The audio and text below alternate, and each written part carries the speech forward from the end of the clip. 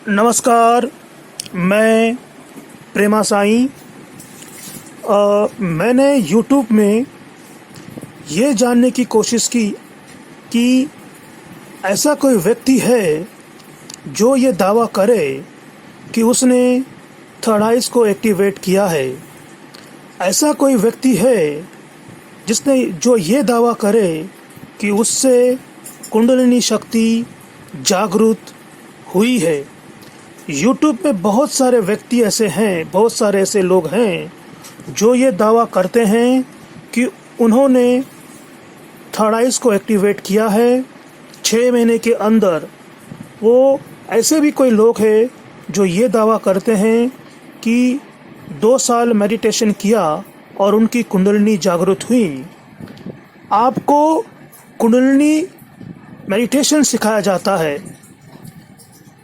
Kundalini meditation और चक्रा meditation ऐसा कोई मेडिटेशन नहीं होता।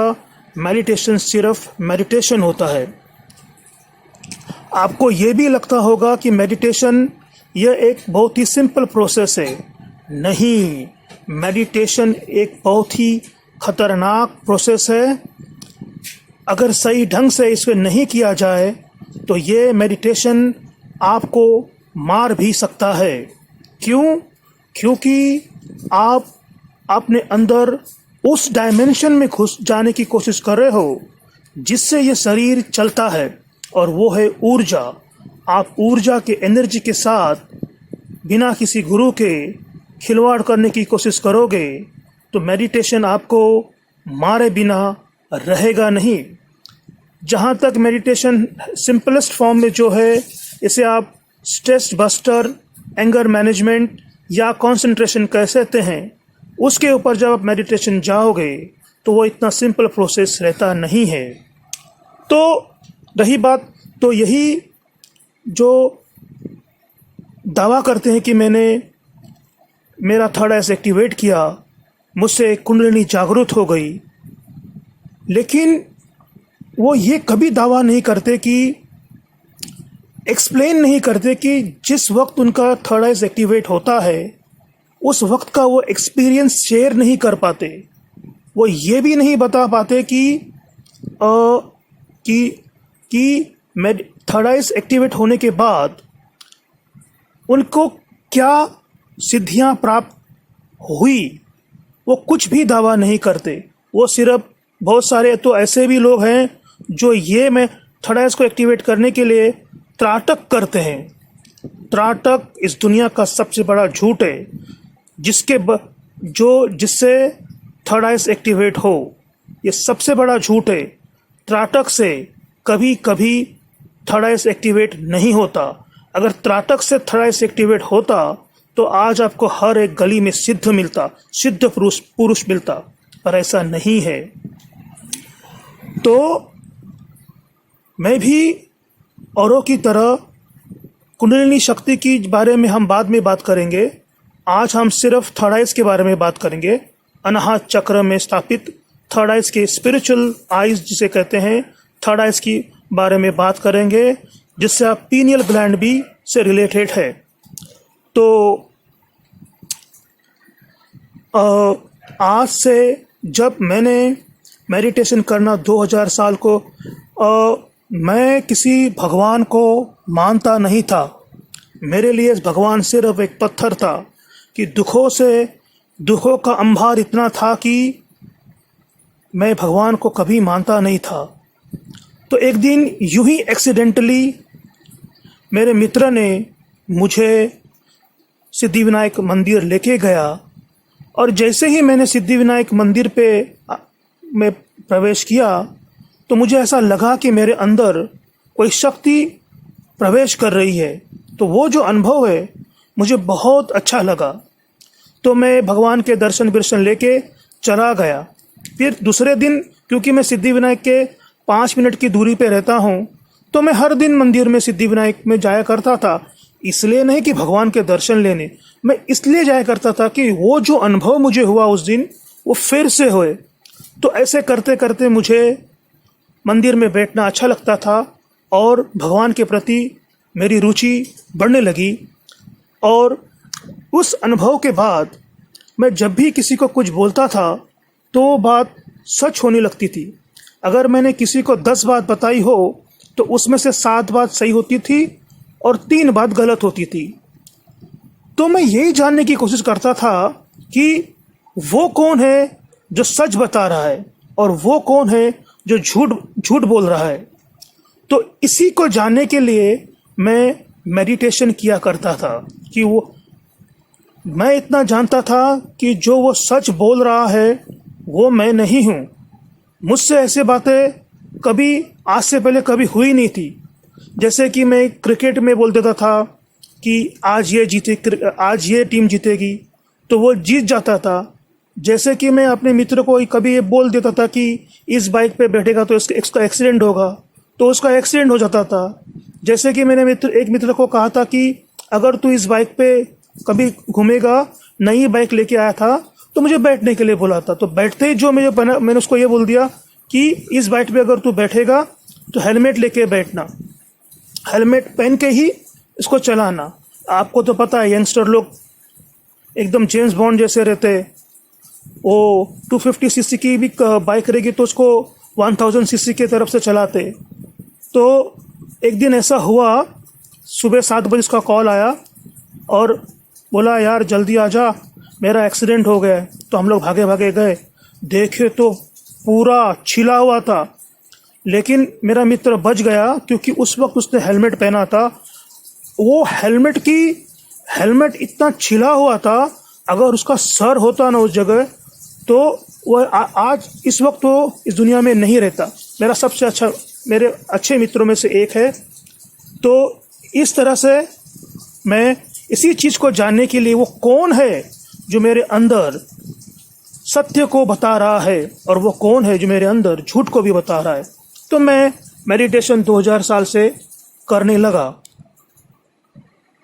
15 साल के बाद जब मैं मेरे घर अक्सर मैं मेडिटेशन किया करता था।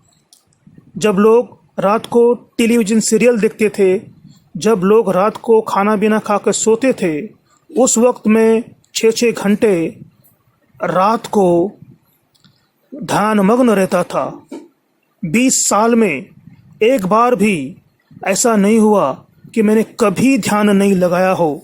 हर दिन, हर वक्त, हर दिन, कोई संडे मंडे कुछ नहीं, हर दिन में ध्यान लगाया करता था। तो भगवान को पाना है तो कुछ न कुछ तो खोना होगा। मैंने तब तक ध्यान छोड़ा नहीं जब तक मेरा शरीर त्यागने की स्थिति में मैं नहीं आया। तभी मैंने ध्यान को छोड़ दिया कि नहीं, शरीर का भी इम्पोर्टेंट है। मैं हूँ तो सब कुछ है, मैं नहीं तो कुछ भी नहीं। तो मैंने 20 साल के बाद ध्यान को छोड़ दिया और जो मेरा शरीर इतना वीक हो चुका था कि मैं अपने आप को संभाल नहीं पाता था, उसके रिस्टोरेशन में मैं लग गया। तो अब भगवान भोलेनाथ की कृपा से, माँ काली की कृपा से और भगवान सिद्धिविनायक की कृपा से और मेरी जो माँ है, मेरी खुद की माँ, मेरी जो सेवा की, उसकी कृपा से मैं बचा हूँ, मैं बच गया। और आपके सामने मैं अपने अनुभव को शेयर करने के लिए आज हूँ, वरना मैं नहीं होता। तो मेडिटेशन के भी साइड इफ़ेक्ट होते हैं। ऐसा नहीं कि मेडिटेशन के साइड इफ़ेक्ट नहीं होते।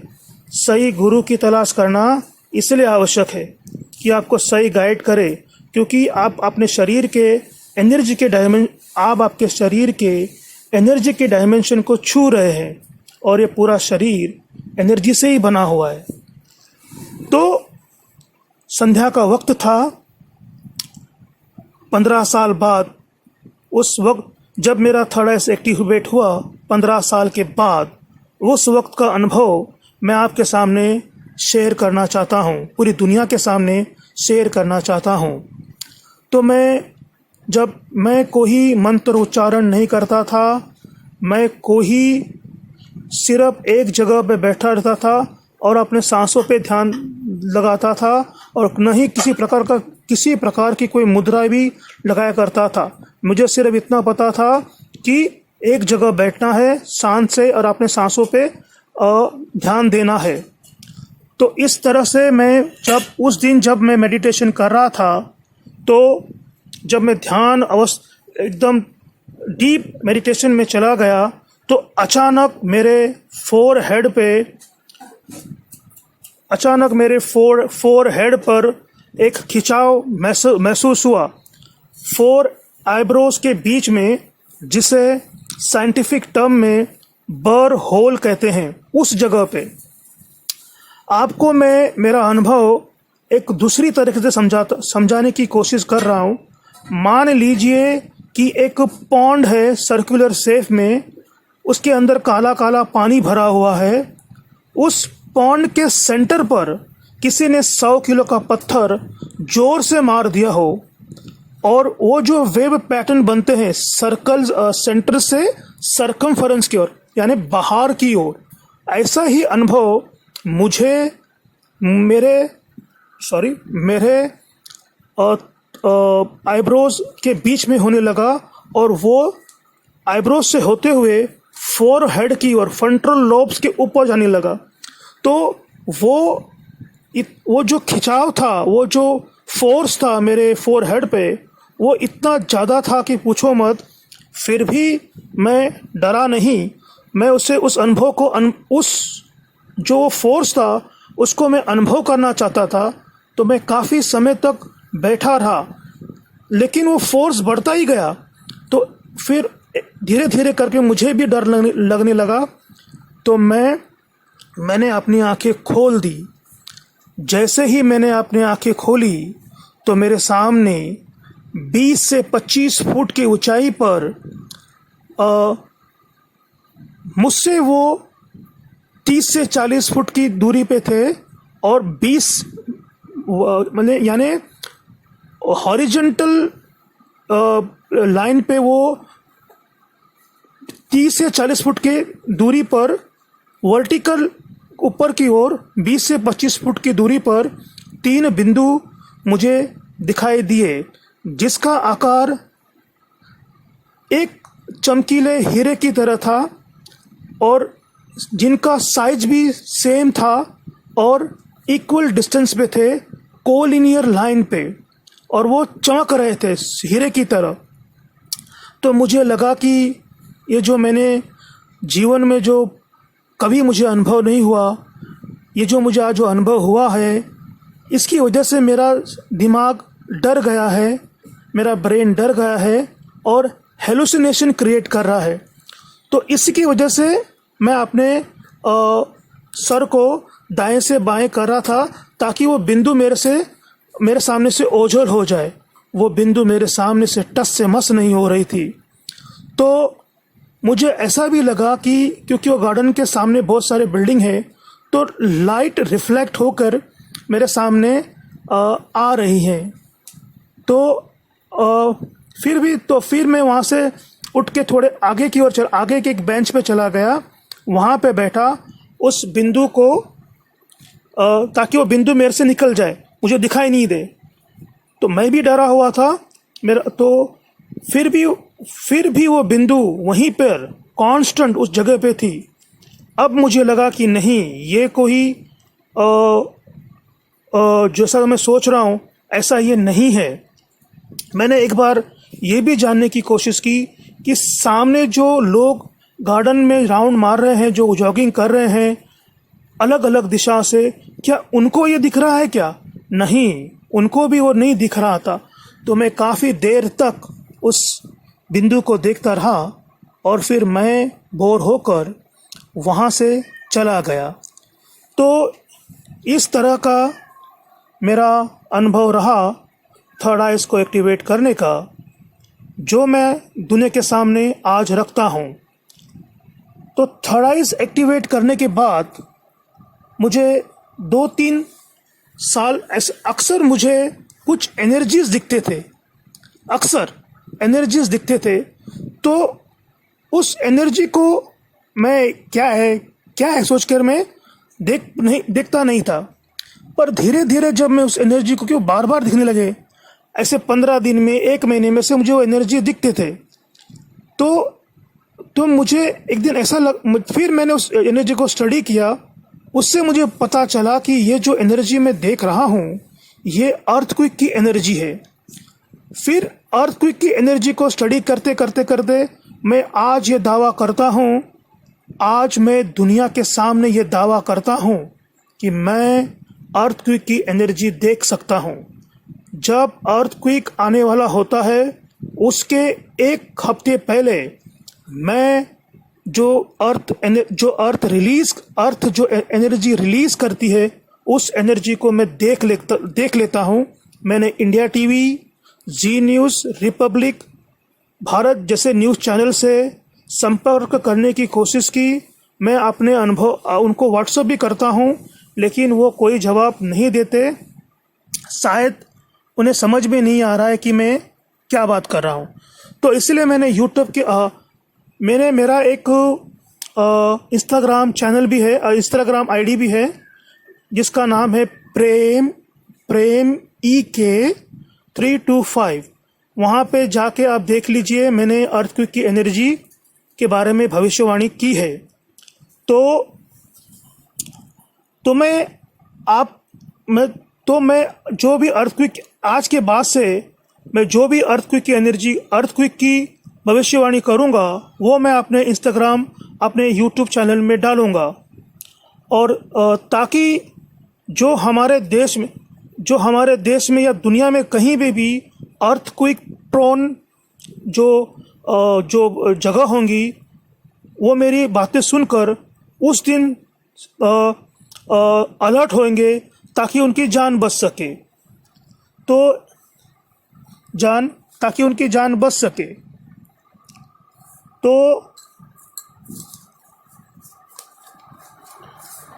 हाँ, तो मैं कोई यूट्यूब चैनल बनाकर कोई सेंसेशन फैलाने की कोशिश नहीं कर रहा हूँ। जो सच है वो सच है, दुनिया के सामने रख रहा हूँ। अगर आपको लगता है ये झूठ है तो झूठ है, आपको लगता है सच है तो आप मेरे सामने डिबेट करने के लिए किसी को भी लाके रख सकते हैं। मैं बड़े से बड़े साइंटिस्ट के सामने डिबेट करने के लिए तैयार हूँ। और मैं आपको ये दावा करता हूँ 101% रहता तो 100%, मैं आपको 1% एक्स्ट्रा बता के बोलता हूँ। मैं उन सभी साइंटिस्ट को फेल करके बता दूंगा कि आप जो बोल रहे हैं झूठ है। और पूरी दुनिया, इंसानी दिमाग का एक नया डायमेंशन पूरी दुनिया को पता चलेगा। और जो कुछ भी हमारे पूर्वजों ने थर्ड आइज के बारे में लिखा है, अध्यात्म के किताबों में जो कुछ भी लिखा है, दर्शन शास्त्र में जो कुछ भी लिखा है, थर्ड आइज, कुंडलिनी, ये सब चीज़ें मिथ नहीं है, ये सच है। ये मैं आपके सामने रखूँगा। और इसके बाद मैं आपको मेरा अनुभव, कुंडलिनी शक्ति को जागृत करने का क्या हुआ मेरे साथ, वो अनुभव आपके साथ शेयर करूँगा। और मैं सिर्फ सत्य को मानने वाला इंसान हूँ और मैं सत्य पे ही विश्वास करता हूँ। हाँ, आप लोग सोच रहे होंगे कि वो जो 3 बिंदु थे, वो जो आप सोच रहे हो, कुछ दिनों के बाद मैंने भी वही सोचा कि मैंने कितनी बड़ी गलती कर दी। उस 3 बिंदु को मैं साइंटिफिक पैरामीटर पे तोल रहा था, जबकि साक्षात ब्रह्मा, विष्णु, महेश मेरे सामने मुझे दर्शन देने के लिए खड़े थे और मैं उन्हें साइंटिफिक पैरामीटर पे तोल रहा था। अब मैं कोशिश करता हूँ कि मुझे फिर से ऐसा अनुभव हो और मैं तीनों भगवान को घंटों घंटों निखारता रहूं। पर शायद अब वो वक्त चला गया है। जितना भी भगवान भोलेनाथ का, भगवान विष्णु का, भगवान ब्रह्मा का मैंने दर्शन लिया, ये मैं दुनिया के सामने आज मैंने रखा। और आप और अपनी वाणी को यहीं पे विराम देता हूँ। धन्यवाद। सत्यम शिवम सुंदरम।